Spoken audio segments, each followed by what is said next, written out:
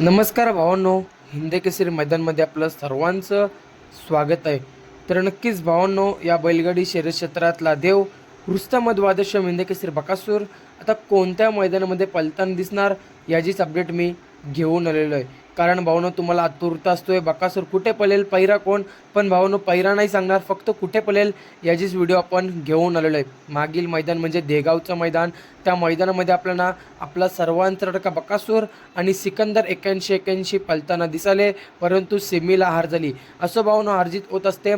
तर भावांनो, आता बकासूर सज्ज झालेला आहे, तर कधी पळताना दिसेल?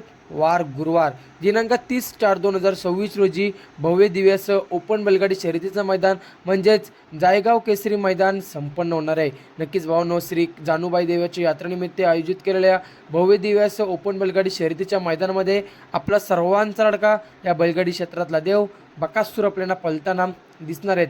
आणि भावांनो, नक्कीच चांगला स्पीड लागणार आहे बकासूरला, कारण बकासूरला आता खूप दिवस आराम देखील ठेवलेला आहे बकासूरला, आणि पायऱ्या देखील टॉपचाच असणार आहे. जर तुम्ही कमेंटच्या द्वारे सांगला की मैदानाच्या दिवशी पायऱ्या सांग, तर आपण सांगूया, कारण आपल्याला पायऱ्या 50% समजलेलाच आहे कोण आहे. जर तुम्ही सांगला की मैदानाच्या दिवशी आपण पायऱ्या सांगू, तर नक्कीच भावांनो, चॅनलला नवीन असेल तर चॅनलला सबस्क्राईब करा. भेटूया पुढच्या व्हिडिओमध्ये.